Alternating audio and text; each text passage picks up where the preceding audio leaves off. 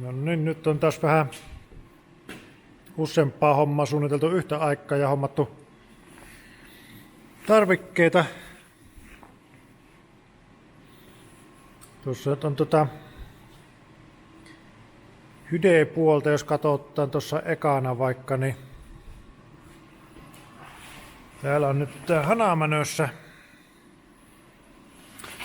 Ja nyt on tästä, tuossa on tuolle ylemmälle pumpulle syötteletku nyt tuosta ja sitten ajonpumpulle tulee tältä alakautta. Aika tarkalle tuo syöttö 45 asteen kulmalla, niin just kääntyy tuonne alas ja sinä mahtuu luultavasti olemaan. En tenneli tai tuolla 90 kulmalla, olisiko sekin on yllättävän pitkä se nippa, että olisiko se mahtunut kääntymään sekä. Olisi se tietysti ylöspäin mahtunut, mutta on nyt tuossa. Ja tuohon puolelle laitan nyt tuon tulupan. Ja polttoainekorkki 96 saapi kävi isän luota.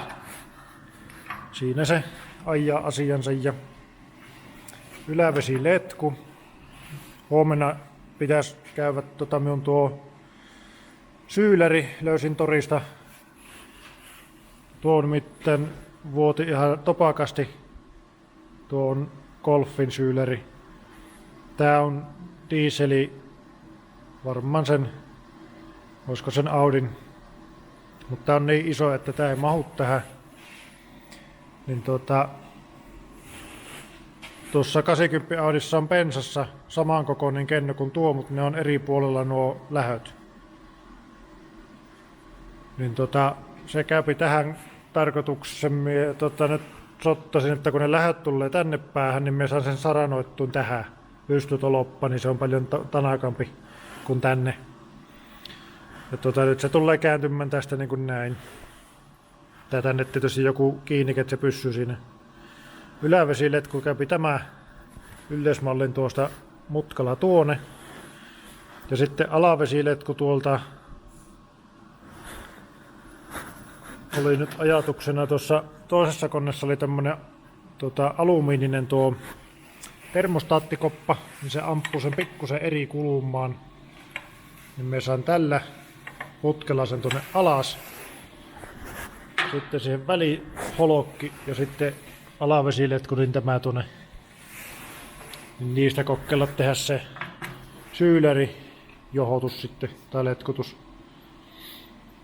Ja sitten tuo syylerin ympäri ostin 40 kulmarautta, että me tein niin kehikon, missä ne saranat ja muut kiinnikkeet. Ja sitten tuommoista verkkoa kävin hakemassa, niin tänne ulkopuolelle vähän niin kuin suojaksi, että siihen ei isot paskat ainakaan pääse hajottamaan sinne sitä.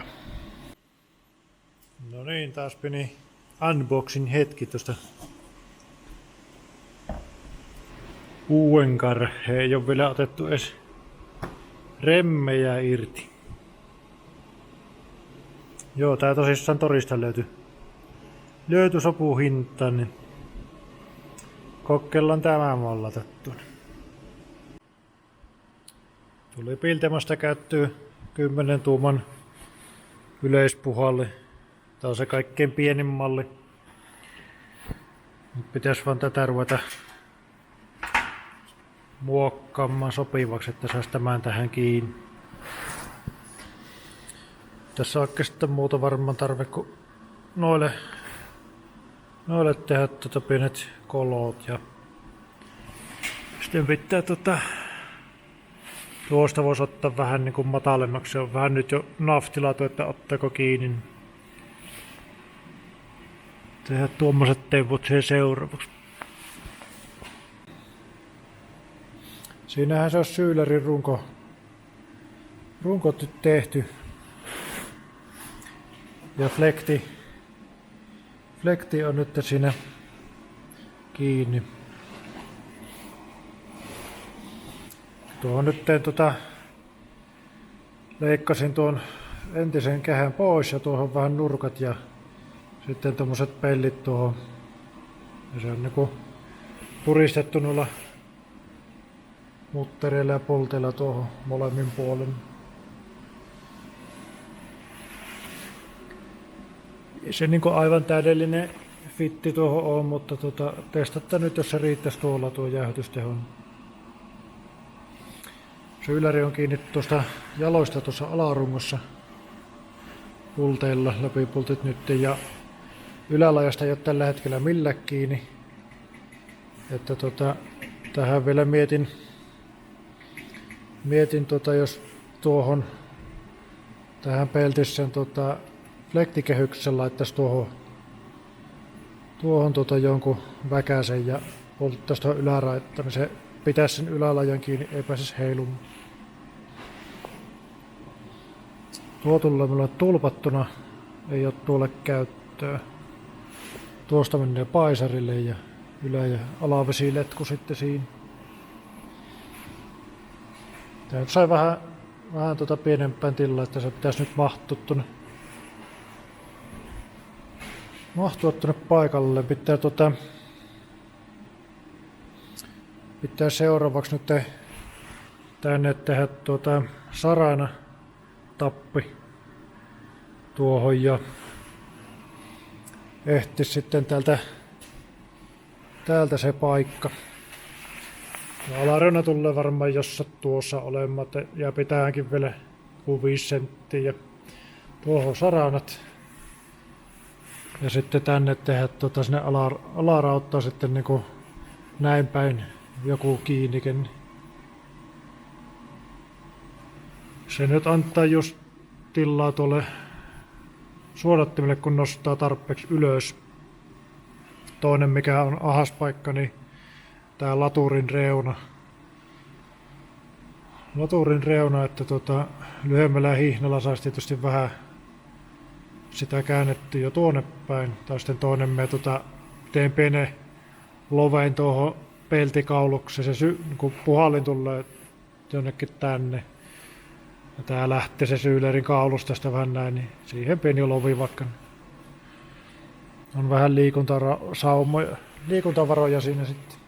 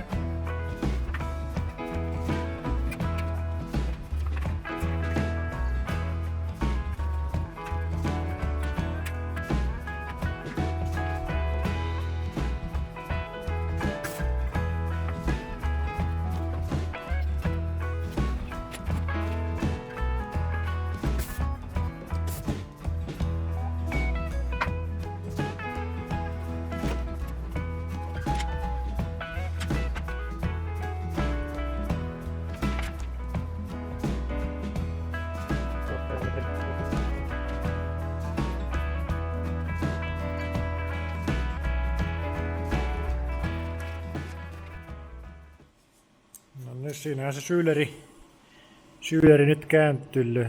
Tuossa ottaa renkkasen kiinni, mutta jää siihen tilaan sutarin vaihto. Ylävesiletku toimii tuossa ihan hyvin. Alavesiletkun pitää vielä, siinä on 2 letkua, niin tuohon laittaa joku liitosnippa. Varmaan metallista tehdä, ja se lappiin kulma. Ja sitten tuosta se nyt menee tuohon rungon kanssa tasan, mutta edelleen ottaa laturin just kiinni. Tai ei ihan, mutta hyvin lähellä. Niin me päätin, että me otan tuon moottorin tuosta pois ja vähän moottorikannakkeen reikiä jyrsin, että me saan koko paketti tuonne päin siirretty. Se auttaa myös tuolla hydrauliikkaventtiilin lähdössä. Toisella puolella on tila niin siirrän sinne. Mutta joo, syyleri on nyt tässä. Tuohon pitää vielä tehdä kiinnike. Tuossa on pultti kiinnike, että sen niin sapi siihen pultattuu ja tarvittaessa sitten avattua, niin pääsee tuonne vähän paremmin käsiksi. Siinä on nyt tuo Bilteman flekti tuohon modattu kiinni. Ja tuossa ei oikein tää Volkkarin paisari nyt tähän istunut no lähöt ja tää on vähän hankalan muotoinen. Niin minulla on tuossa 240 Volvon paisari, niin me tämän ajattelin laittaa tähän.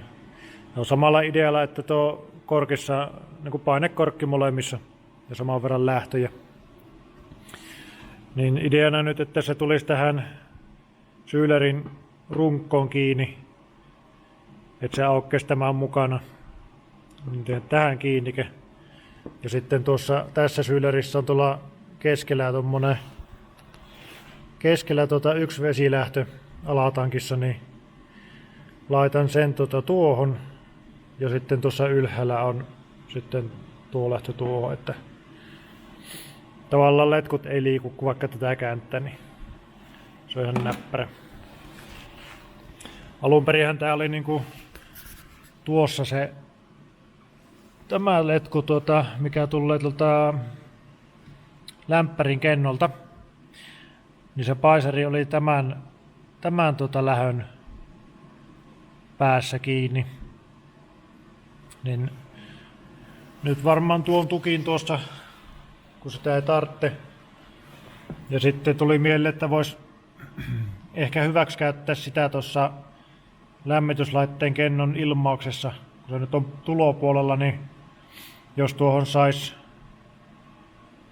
sais jotenkin imun aikaiseksi, että saisi imetty sen nesteen sinne tuonne lämpärin kennon, mutta katsotaan sitten. Ja tässä nyt on näitä muitakin pikkuaskareita aina, mitä ei oikein tässä pysty tekemään, niin nyt teen tuossa listan. Eli otan tuon tankin pois, moottori sun muut laitteet pois tuolta. Ja tässä on pikku muistutuslista, että ei unohdu nyt. Eli siirrän koko moottoripaketti tuonne vasemmalle. Ja jyrsin noita reikiä ja siirrän sitä nyt varmaan katsoa, mutta sentti nyt ainakin. Sitten tuolla on termostaattikoppa tuolla alhaalla alavesiletkun lähdössä termostaattikoppa, niin se ei tainnut mennä ihan kunnolla saakka ahastossa laittaa, niin sen laitan. Teen tuon ajopumpun keskittimen, kun se on tuolla pöydällä vähän parempi tila. Ja sitten täällä on tämä tankkilinjan koko ajan säiliö, niin tuohon voisi tehdä toiselle puolelle samanlaisen kiinnikkeen. Tuohon syylärille tehdä se alakiinnike.